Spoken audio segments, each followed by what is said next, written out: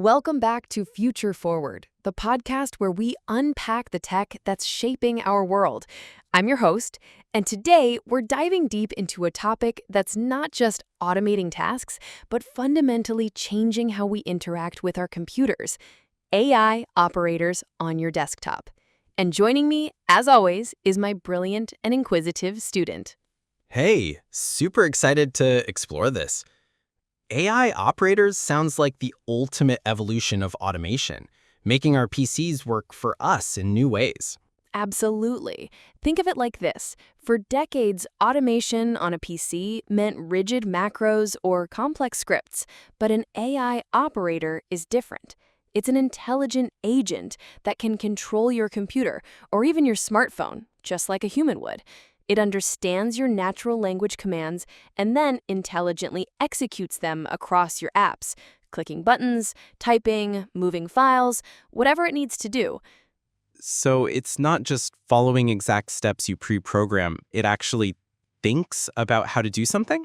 Exactly. Unlike those traditional macros, which are a fixed sequence of recorded actions, an AI operator uses large language models and computer vision to understand what's on the screen, reason about the task, and plan its actions dynamically.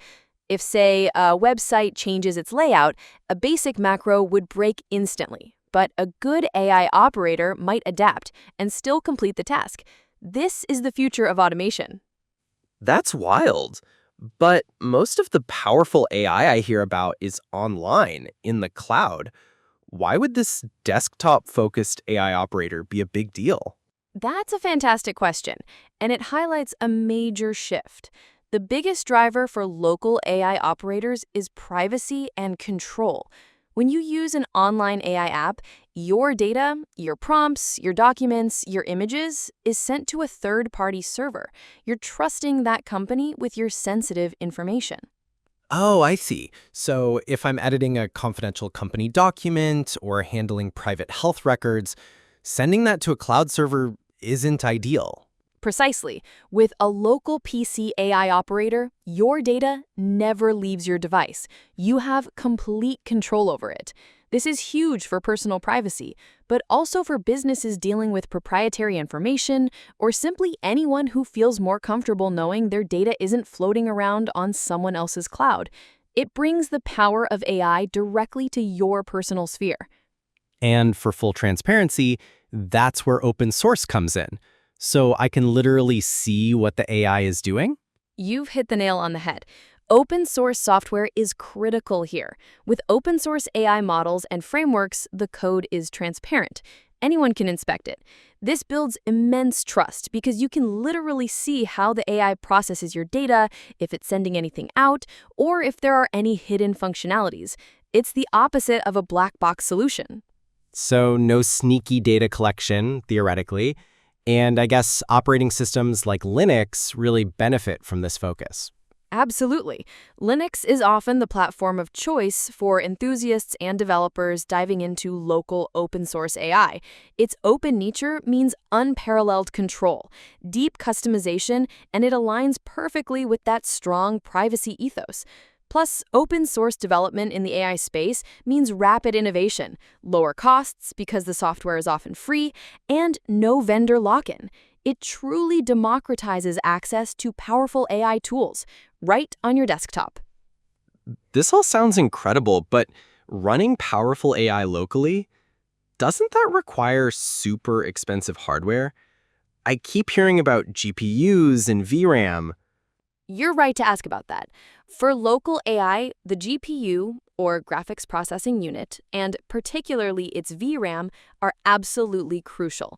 Think of VRAM as the AI's short-term memory. The larger and more capable an AI model is, the more VRAM it needs to run effectively. So my gaming PC might finally have a new, even more powerful purpose beyond just gaming. Exactly. Gaming GPUs are often quite suitable. For example, a card like the new NVIDIA RTX 5080, which typically comes with 16 gigabytes of VRAM, is excellent. It can comfortably run many of today's impressive large language models, especially if they're optimized for local execution. And for tasks like generating high-quality images, it's a powerhouse.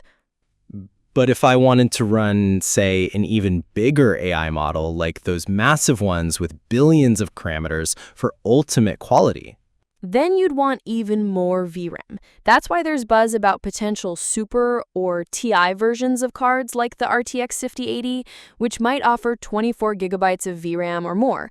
That extra VRAM allows you to run larger models or run existing models with higher precision, leading to even better quality, more nuanced responses, and longer memory for the AI.